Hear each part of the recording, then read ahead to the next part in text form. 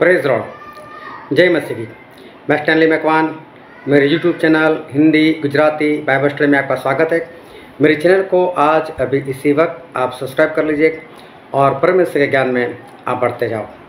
परमेश्वर के तीन महान दास, बहुत ही महान दास, जिन लोगों ने अभिषेक पाया हुआ था, जिन लोगों ने पवित्र आत्मा पाया था, परमेश्वर की आज्ञाकारी भी की थी और आगे चलकर उनके जीवन में ऐसे हालात आए कि उन लोगों ने खुदकुशी कर ली।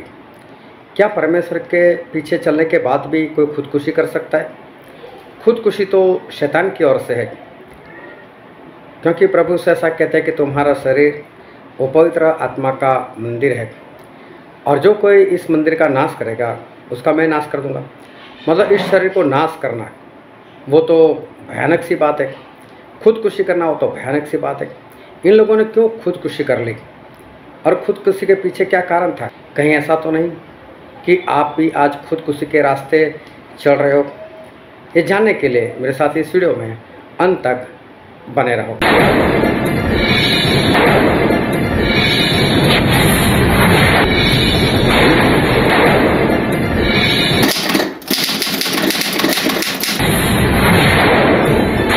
अब सबसे पहले जिसने खुदकुशी की और मैं जिसके बारे में सबसे पहले बताना चाहता हूँ वो है शाऊल राजा, जो इस्राएल के सबसे पहले राजा बन चुके थे।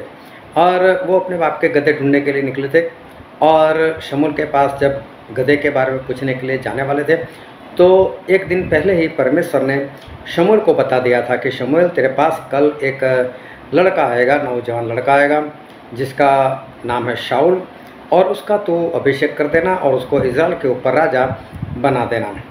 तो शमूएल ने परमेश्वर के कहने के अनुसार किया और शाऊल को इस्राएल का राजा बना दिया और साथ में कुछ निशान भी दिए कि जब तू रास्ते में जाता होगा तो रास्ते में तुझे भविष्य वक्ताओं की मंडली मिलेगी और जब वो मंडली में तू भीतर घुसेगा तो तू भी पवित्र आत्मा से भर जाएगा। उसके बाद पवित्र आत्मा तुझे जैसे जैसे बताते जाए वैसे वैसे तू आगे बढ़ते जाना। तो शाऊल इस तरह से अभिषेक पाकर इस्राएल के राजा बनकर जब वहाँ से लौट कर निकले और रास्ते में भविष्यवक्ता की मंडली मिली तो शाऊल पवित्र आत्मा से भर गए, सामर्थ से भर गए और पवित्र आत्मा ने उनको ज्ञान, समझ, बुद्धि सब कुछ दिया और वो उसी तरह से आगे बढ़ने लगे। अब 2 साल ये शाऊल राजा वो बहुत अच्छे से चले, परमेश्वर की आज्ञाकारी करते रहे।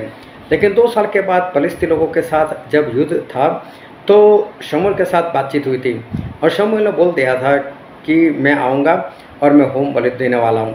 तो शाऊल ने देखा कि फलिस्ती लोग छावनी में आ चुके हैं और वो लोग अपनी सेना लेकर खड़े हैं लड़ाई करने के लिए और मेरे जो योद्धा है वो मेरे पास से इधर उधर तितर बितर हो रहे। तो शाऊल राजा थोड़ा सा हड़बड़ा गए। उनको ऐसा लगा कि मैंने अभी तक परमेश्वर से कुछ पूछा नहीं कि लड़ाई करने के लिए जाऊँ या नहीं जाऊँ, और अभी तक शमूएल भी दिखाई नहीं देते, वेदी तैयार है, बलि भी तैयार है, लेकिन होम बलि तो अभी तक दी नहीं, तो मुझे होम बलि देनी है। तो जब तक शमूएल आते नहीं तब तक होम बलि दी नहीं जा सकती, क्योंकि होम बलि देना वो राजा का काम नहीं था, लेकिन होम बलि देना वो तो भविष्यवक्ता का काम था। अभी शमूएल का इंतज़ार कर रहे, लेकिन शमूएल आए नहीं। और ऐसा नहीं कि शमूएल नहीं आए या वक्त पर नहीं आए, लेकिन जब किसी इंसान को किसी की ज़रूरत होती है तब उसे ऐसा लगता है कि जैसे वो देर कर रहा है। अभी शाऊल सही में हड़बड़ा गए थे कि कब शमूएल आए, कब शमूएल आए। तो उसको ऐसा लगा कि छोड़ो, मैं भी तो अभिषिक्त हूँ, मैं भी तो परमेश्वर का अभिषेक पाया हुआ एक राजा हूँ, मैं क्यों होम बलि नहीं दे सकता। तो शाऊल ने खुद होम बलि दे दी। सही में ये उनके लिए बहुत बड़ी गलती थी और उनको ये काम नहीं करना चाहिए था, फिर भी उन्होंने ये काम कर दिया। अभी जैसे ही होम बलि दी वैसे ही शमूएल वहाँ पर आ पहुँचे और शमूएल ने बोला कि शाऊल तूने क्या किया? तो बोले मैंने कौन सी गलती की, बोले तू ठहराए हुए वक्त पर आया नहीं इसलिए मैंने होम बलि दे दी। तो शमूएल ने उसको बोला कि ये काम मेरा था, जो काम तूने किया है होम बलि देने का वो तो तेरे लिए मूर्खता का काम है और अब तेरा राज जो है वो सदा काल के लिए नहीं रहेगा, लेकिन तेरा राज अब परमेश्वर किसी और को दे देंगे, अपने मनपसंद इंसान को दे देंगे। तो यहाँ पर शाऊल ये पहली बार गलती करते कि जो होम बलि शमूएल को देनी थी वो होम बलि खुद दे देते। उसके बाद क्या हुआ, फिर भी परमेश्वर ने शाऊल को ही बनाए रखा राजा, और अभी तक दाऊद का अभिषेक नहीं किया गया था। और परमेश्वर ने एक मौका और शाऊल को दिया और शमूएल को बोला, जा शमूएल जाकर शाऊल को ऐसा कहे कि मुझे अमालेक की याद आती है कि जब इज़राइल लोग मिस्र देश से बाहर निकले थे तो अमालेक ने सहायता नहीं की थी इज़राइल को, लेकिन इज़राइल के सामने लड़ाई करने के लिए आ गया था, और मेरे इज़राइल लोगों को तो लड़ाई करना आता नहीं था, तब वो लड़ाई के लिए आया था, इसलिए मैं वो दिन याद कर रहा हूँ। बोले कोई भी अमालेक बचना नहीं चाहिए, सारे अमालेकियों को ख़त्म कर दो। तो शमूएल ने जाकर शाऊल को बताया कि शाऊल देख, परमेश्वर की ओर से तेरे लिए ये आज्ञा है कि तू चढ़ाई कर और तू अमालेक को मार दे और सभी को ख़त्म कर दे, एक भी अमालेकी बचना नहीं चाहिए, साथ में उसके जितने भी पशु हो, पंछी हो, जो भी है, कोई भी बचना नहीं चाहिए, सभी को खत्म ही कर दो, वो सारे लोग श्रापित हैं। तो अभी क्या किया, शाऊल लड़ाई के लिए चले गए परमेश्वर की ओर से, और परमेश्वर ने बोला ही था कि विजय पाएगा, इसलिए शाऊल ने विजय भी प्राप्त किया। लेकिन शाऊल ने गलती की कि सभी को मारना था, लेकिन शाऊल अमालेक के जो राजा था उसको ही जिंदा पकड़ कर लेकर आए। अब इसको जिंदा पकड़ कर लाने की क्या जरूरत है, और जितने भी अच्छे पशु थे, भेड़ बकरियाँ थी, बैल थे, वो सभी को भी जिंदा लेकर आए। क्यों, अरे इतना अच्छे पशु है, रखेंगे अपने पास, करेंगे इस्तेमाल इसका। लेकिन शमूएल को पता चल गया, तो शमूएल वहाँ पर आए, हे शाऊल तूने परमेश्वर की आज्ञा क्यों नहीं मानी? बोले नहीं, मैंने मानी है, मैंने परमेश्वर की आज्ञा मानी है। बोले क्या मानी है? परमेश्वर ने तो उसे बोला था कि सभी अमालेकियों का नाश कर, और कोई भेड़ पशु बकरी कोई भी नहीं चाहिए, तो तू लेकर क्यों आया? अरे बोले कि शमूएल मैंने सारी आज्ञा मानी, सिर्फ एक राजा को तो जिंदा पकड़ कर लेकर आया, तो उसमें कौन सी बड़ी बात है? अब इसको तो कोई पापी नजर नहीं आ रहा, उसको मालूम है कि परमेश्वर ने मुझे ऐसा बोला था, फिर भी वो ऐसा बोल रहा है कि इसमें कौन सी बड़ी बात, उसको तो ऐसा लगता है जैसे कुछ है नहीं। तो शमूएल ने बोला कि मुझे जो बें बें ये आवाज़ आ रही है पशु की, वो किसकी है? तो बोले तूने ऐसा काम क्यों किया? अरे बोले ये तो मैं परमेश्वर को भेंट देने के लिए, बलि देने के लिए लेकर आया, अभी पकड़ा गया इसलिए बोल रहा है। तो यहाँ पर जो शाऊल है उसको इतना तो पता है कि मैं गलती कर रहा हूँ, और फिर भी जानबूझकर गलती कर रहे हैं। जब उसको आज्ञा मालूम है कि सभी को मारना है, तो राजा को जिंदा क्यों लेकर आए? और राजा को जिंदा लेकर आए, वो क्या अनजाने में किया होगा? जानकर थी तो कर रहा है गलती। जब उसको मालूम है कोई पशु परमेश्वर को चाहिए नहीं, पशु को भी मारने को है, तो क्या शाऊल अनजाने में गलती कर रहा है? नहीं, जानबूझकर गलती कर रहा है। जब शाऊल होम बलि देता है, तो क्या शाऊल को पता नहीं कि मैं होम बलि दे रहा हूँ और मुझे होम बलि नहीं देनी चाहिए? और वो बोल रहा है कि मैं दुखी होकर मैंने होम बलि दी, इसका मतलब वो आज्ञा नहीं मान रहा। और किस तरह से आज्ञा नहीं मान रहा? जानबूझकर। उसको मालूम ये मुझे नहीं करना चाहिए, फिर भी वो करता है। आज्ञा नहीं मानता, वो भी जानबूझकर नहीं मानता, और ये बहुत बड़ा पाप है। उसके बाद तो उसने देखा कि ये शमूएल मेरे विरोध में खड़ा होता है, और जब उसको पता चल गया कि मेरे बाद दाऊद राजा बनने वाले हैं, तो दाऊद को मारने का प्रयास किया, शमूएल को मारने का प्रयास किया, और हर बार वो दाऊद के पीछे भागते रहे। दाऊद ने 2 बार शाऊल की जान बचाई, तो भी शाऊल के अंदर कोई भी सुधार नहीं आया, और शाऊल वो दाऊद को मारने का प्रयत्न करता रहा। ऐसे 38 साल बीत गए, और शाऊल को राज करते करते पूरे 40 साल बीत गए। अब क्या हुआ, एक बार फिर फलिस्ती लोग आए, फिर उन्होंने हमला करने की कोशिश की, तो वो लोग लड़ाई के लिए आ गए थे, और शाऊल को लड़ाई करने के लिए जाना था। और शाऊल सामने से परमेश्वर के बारे में पूछ रहा है, कोई भविष्यवक्ता उत्तर नहीं दे रहा है, ना कोई किसी को सपना आ रहा है, ना किसी को दर्शन हो रहा है, ना चिट्ठी डालकर परमेश्वर की कोई आवाज़ इसको मिल रही है। आखिर में जाता है जादू टोना करवाने वाले स्त्री के पास, तो उसी ने जादू टोना करवाने वालों को भगा दिया था कि ये परमेश्वर के विरोध में, तो खुद क्यों जाता है? जादू टोना करवाना पाप है, उसी ने जादू टोना करवाने वाले को भगा दिया था, तो फिर भी वो जादू टोना करवाने वाले स्त्री के पास क्यों जाता है? ये गलती भी वो जानबूझकर कर रहे हैं। और एक बार तो याजकों को मार दिया उसने, जो परमेश्वर की सेवा करते उन लोगों को मार दे, और उनके शहर को ख़त्म कर दिया। तो जानबूझकर शाऊल गलती पर गलती करते गए, आखिर में लड़ाई करने के लिए चल पड़े। शमूएल की आत्मा ने उसको बताया भी सही कि शाऊल तू लड़ाई करने के लिए जाएगा तो तू और तेरे बच्चे मर जाएंगे। फिर भी लड़ाई करने के लिए गया, अभी भी परमेश्वर के नहीं मान रहा, और लड़ाई करने के लिए गए तो ऐसा हुआ कि फलिस्ती लोगों का हाथ भारी पड़ा। फलिस्ती लोग इसको मारने के लिए भागे, शाऊल भी भागे, लेकिन पता चल गया कि मैं आज पकड़ा जाऊंगा। तो जो अपना शस्त्र ढोने वाला था उसको ऐसा बोला कि तू मुझसे खत्म कर दे, कहीं ये खतना रहित लोग आकर मुझे खत्म ना कर दे। तो उसके शस्त्र ढोने वाले को डर लगा, मैं ऐसा कैसे कर सकता हूँ। बोले नहीं, मैं ऐसा नहीं करूँगा, मैं नहीं मारूंगा आपको। तो शाऊल ने खुद तलवार खड़ी की और खुद उस तलवार के ऊपर गिर पड़े और खुद मर गए। देखो, शाऊल ने खुदकुशी की, लेकिन खुदकुशी क्यों करनी पड़ी?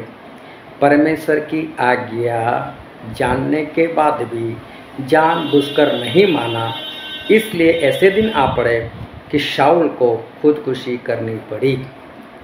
अगर वो परमेश्वर की आज्ञा नहीं जानते होते तो बात अलग थी, लेकिन जानकर भी उन्होंने नहीं माना, जानबूझकर नहीं माना, अक्कड़ होकर नहीं माना, घमंडी होकर नहीं माना, इस कारण शाऊल को खुदकुशी करनी पड़ी। खुदकुशी का मतलब होता है अपने आप को मार देना। अब दूसरे के व्यक्ति की मैं बात कर रहा हूँ और वो है शमसून। शमसून जो है वो न्यायी थे। न्यायी बोले तो जजमेंट देने वाले, और वो इज़राइल लोगों का न्याय करते थे। 20 साल तक उन्होंने इज़राइल का न्याय किया। फलिस्ती लोगों से उन्होंने इज़राइल लोगों को 20 साल तक बचाए रखा।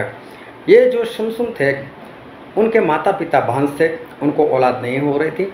ऐसे में परमेश्वर ने उसकी माँ को दर्शन दिया और उसको बोला कि देख, तू गर्भवती होगी और तू बच्चा जनेगी, वो नाज़री कहलाएगा।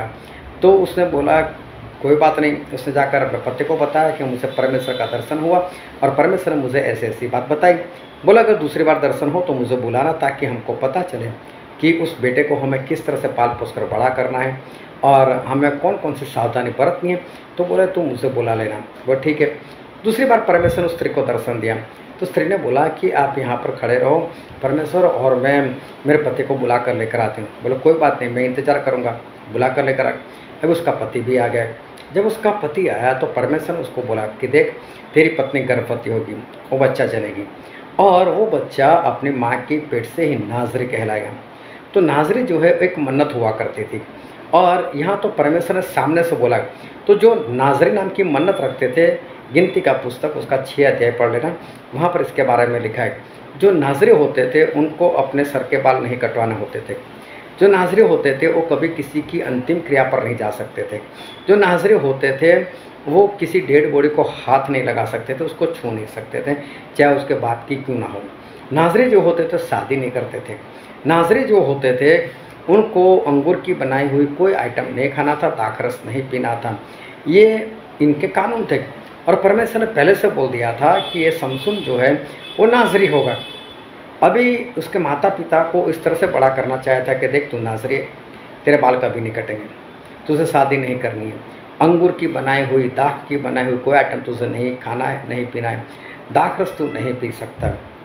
साथ में इनको सिखाना चाहिए था कि तू किसी डेड बॉडी को छू नहीं सकता, किसी के अंतिम क्रिया में नहीं जा सकता, तू नाज़री है।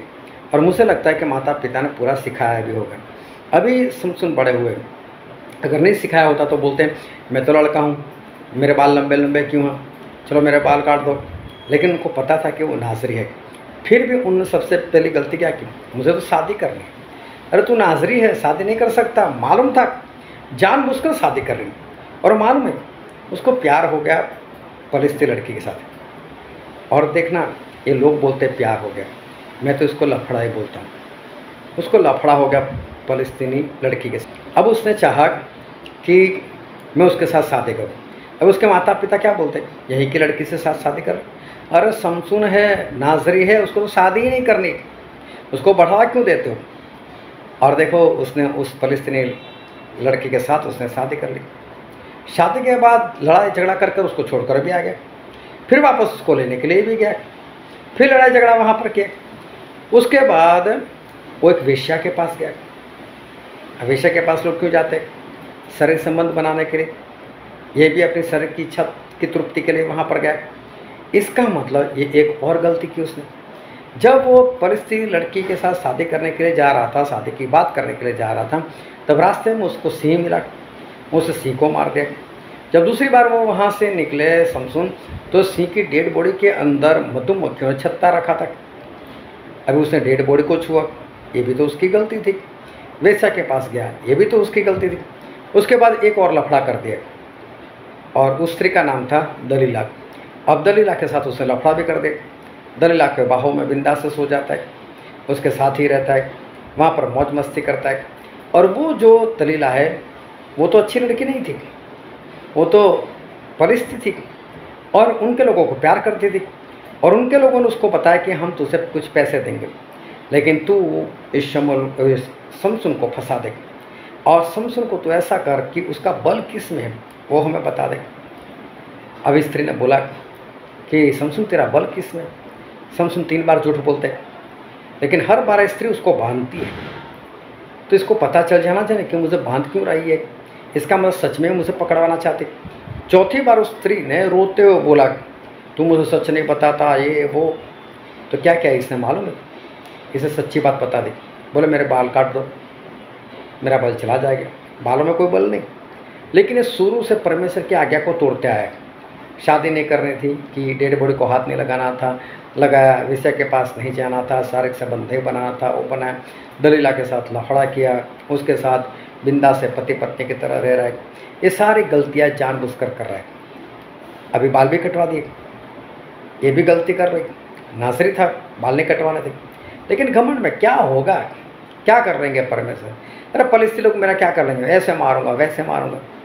लेकिन अब परमेश्वर उसके साथ नहीं थे और इस कारण लोग पलिस्ती लोगों ने शमसून को पकड़ा, इतना मारा, उसकी आंखें फोड़ दी, जेल में डाला, चक्की पिसवाई। फिर बड़ी पार्टी रखी, उसमें शमसून को याद किया, बुलाओ उसको, बोले नाच गान करे।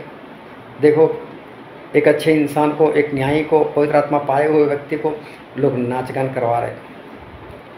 और उस वक्त उसने आखिरी बार परमेश्वर से कहा, परमेश्वर एक बार फिर मुझे बोल दो ना, मैं इनको मारना चाहता हूँ।